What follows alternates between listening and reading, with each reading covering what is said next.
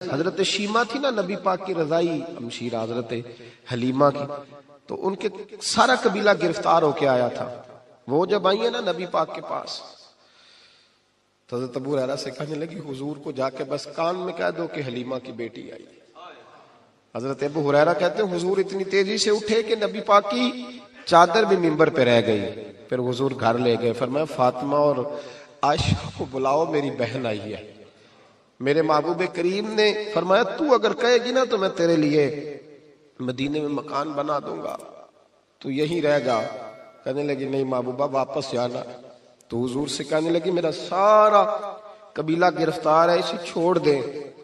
حضرت ابو ہریرہ کہتے ہیں ہر کام حضور نے مشورے سے کیا، پر جب بہن نے کہا نا چھوڑ دے، اور میں کوئی مشورہ نہیں، جیسے تو کہے گی ویسے ہی ہو جائے گا، جیسے تو کہے گی ویسے ہی ہو جائے گا، جس طرح تو چاہے گی. کون اشک شوئی کرے گا، کون بات سنے گا، کون دکھ کسی کے. پگلی بی بی پاگل عورت، دیکھے کبھی پاگلوں کو کوئی وقت دیتا؟ وہ پاگلوں کے پاس بیٹھا، میں بڑا مصروف آدمی ہوں، مجھے تو سیاںہ بندہ ملنے آئے تو میں کہتا مختصر بات کرنا. ایک پگلی بی بی آئی پاگل، حضرت انس کہتے ہیں آ کے کھڑی، کہنے یا رسول اللہ مجھے کام ہے. پاگل عورت. تو نبی کریم صلی اللہ تعالی علیہ وسلم نے کہا کیا کام ہے؟ تو اس کے محلے کے لوگ کھڑے ہو گئے، کہنے لگے حضور چھوڑیں یہ تو دیوانی ہے، ایسی ہی باتیں کرتی رہتی ہے. جناب انس بن مالک فرماتے ہیں حضور ناراض ہوئے، فرمایا تم سے بات کر رہی ہے کہ مجھ سے کر رہی ہے؟ کرنے دو باتیں. کیا بات ہے بتا؟ کہنے لگی حضور یہاں نہیں کرنی، میرے ساتھ آئے.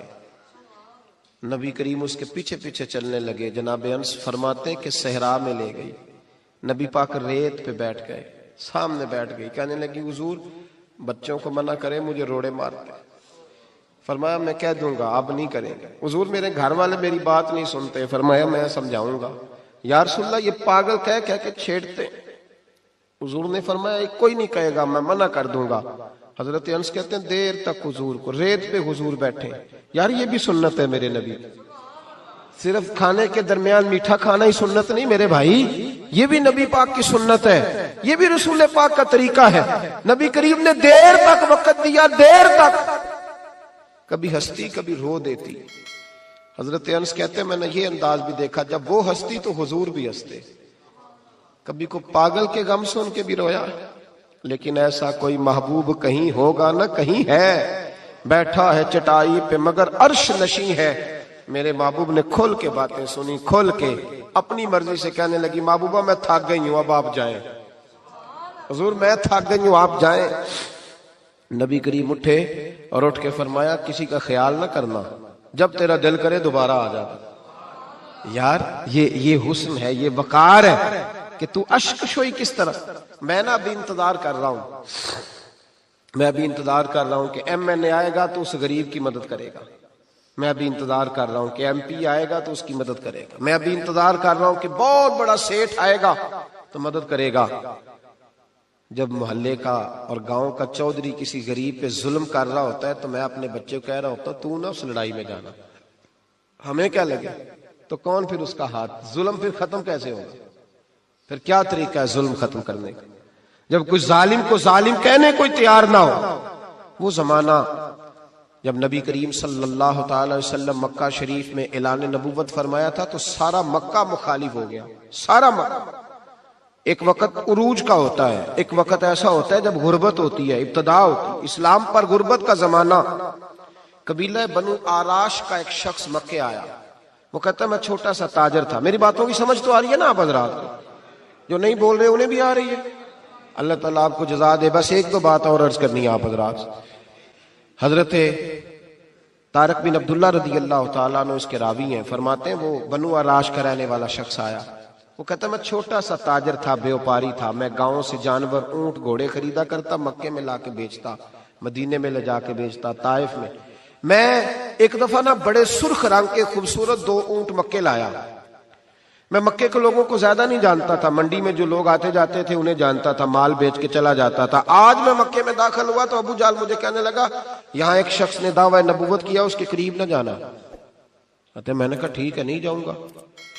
میں نے اونٹ دکھائے تو ابو جال کو پسند آ گئے، سودا ہو گیا، اونٹ خرید لیے.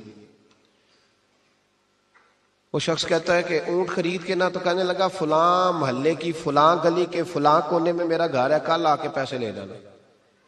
کہتے میں اگلے دن پیسے لینے گیا تو کہنے لگا آج نہیں میرے پاس، کل آنا۔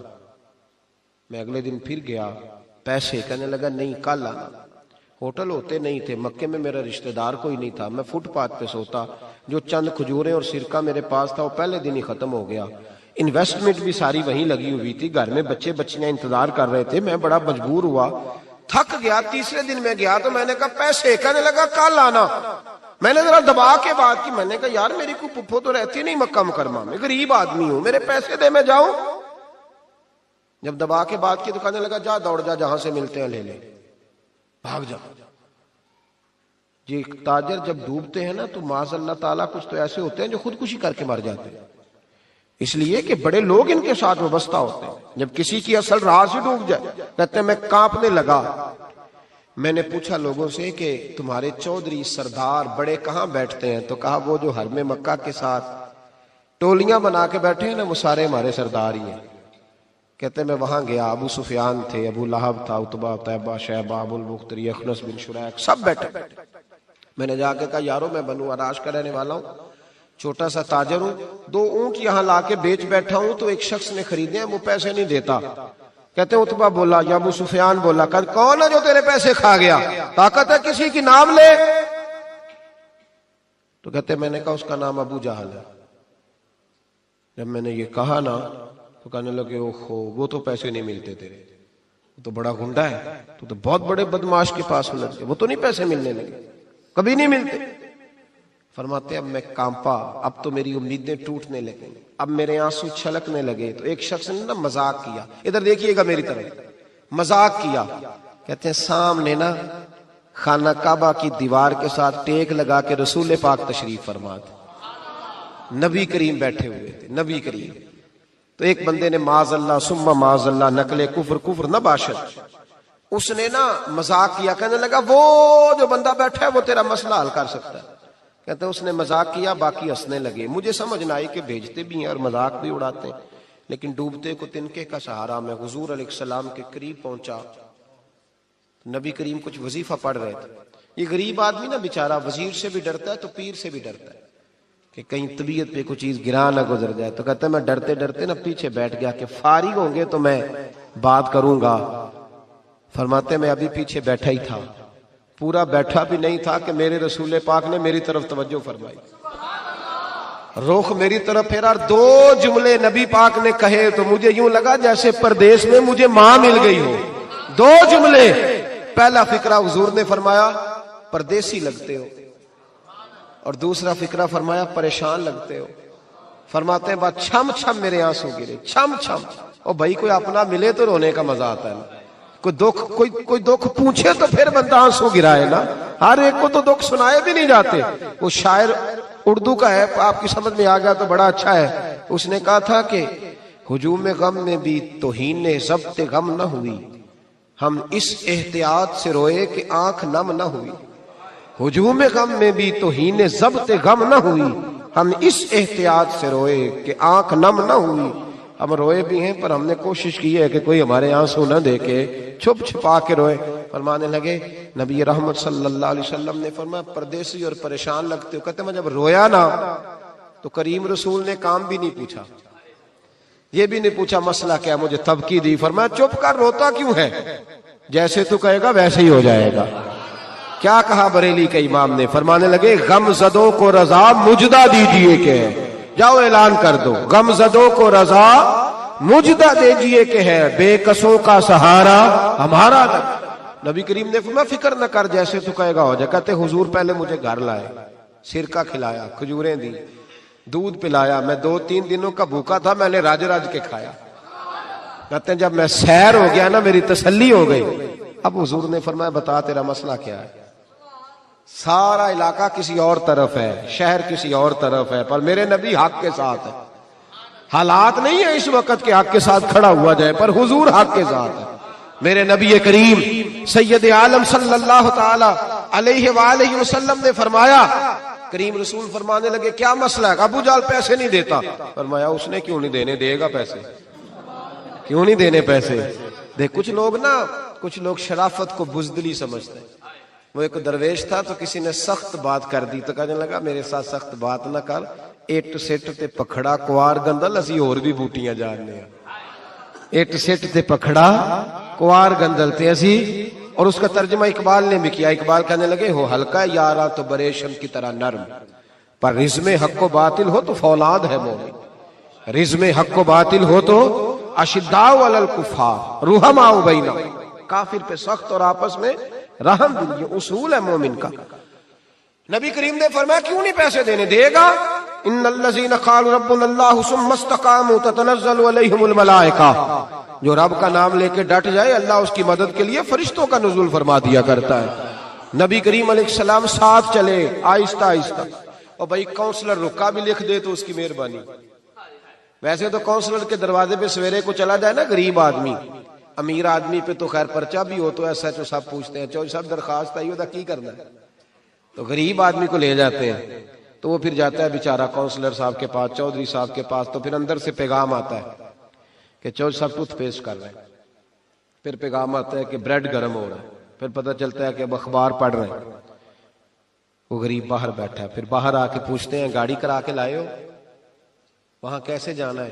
وارث شاہ مان کری نہ وارثاں دا, رب بے وارثا کر کے مار دائی. بے پروائی ویک سجن دی جتھے کسے دی پیش نہ جاوے, اونے تاجاں والے در در رولے, تاجاں والے در در رولے تے منگتے آ تخت بٹھاوے. او سجنا کسے نو کارا مل دائی, کوئی کعبے او خالی آوے, ڈھار اس کی بے نیازی سے. اور بڑے بڑے حاجی نمازی, ناراض نہ ہونا میری بات, بڑے بڑے حاجی نمازی حق کی بات کرنی ہوتی ہے تو پیچھے ہٹ جاتے ہیں. ایک بابا بلے شاہ صاحب کی بات نہ کر دیں درمیان میں.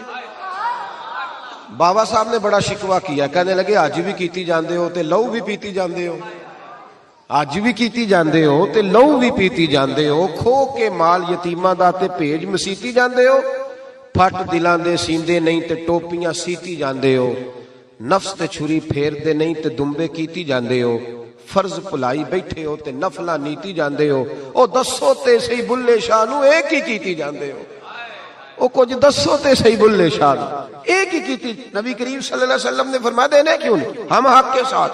حضور ساتھ چلے تو وہ شخص کہتے ہیں جب گلی میں حضور جا رہے تھے نا تو میرے دل میں خیال آ رہا تھا کہ وہ تو بڑا بدماش ہے اور حضور تو بولتے بھی دھیما دھیما ہے, وہ تو بڑا گنڈا ہے, اور میں 100 باتیں کرتا تو حضور ایک جواب دیتے, نیچی نظروں کی شرم و حیا پر درود, اونچی بینی کی رفعت پہ لاکھوں سلام.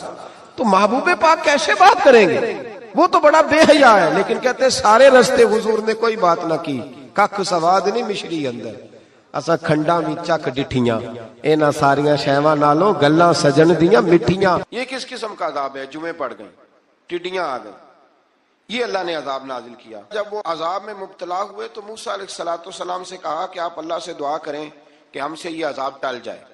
اگر ایسا ہوا تو ہم ایمان لے آئیں گے, بنی اسرائیل کو بھی آزاد کر دیں گے. لیکن موسیٰ علیہ السلام کی دعا کے نتیجے میں جب عذاب ٹل جانے کے بعد فرعونی پھر اپنے وعدے سے پھر گئے. بنو قریظہ والوں نے بھی کئی دفعہ حضور سے وعدے کیے پر اپنے وعدوں پر قائم. ایک بات آپ سے یہاں روک کے عرض کر دوں, ہم بھی کئی دفعہ کہتے ہیں ذرا بریک کبھی گاڑی کی نہیں نہ لگتی تو ہم ارادہ کرتے ہیں کہ آج سے نماز شروع کر دینی. ذرا طبیعت زیادہ لیل ہوتی ہے تو ارادہ کرتے ہیں نا کہ بھائی آج کے بعد ہم نے نیک, پھر کیا ہوتا ہے شفا ہو گئی تو چھٹی ہو گئی. یہ طریقہ درست نہیں, یہ تو کفار کا طریقہ بیان کیا نا قرآن پاک نے. یہاں فرمایا جب اللہ تبارک و تعالیٰ نے انہیں نجات دے دی تو اپنے وعدے سے مکر گئے, تو پھر اللہ تبارک و تعالیٰ نے بنی اسرائیل کو سمندر پار کر کے ایسی قوم کے پاس پہنچا دیا جو بتوں کی پرستش کرتی تھی. وہ تو بچ گئے لیکن فرعونی سارے دریا کے اندر غرق ہو گئے.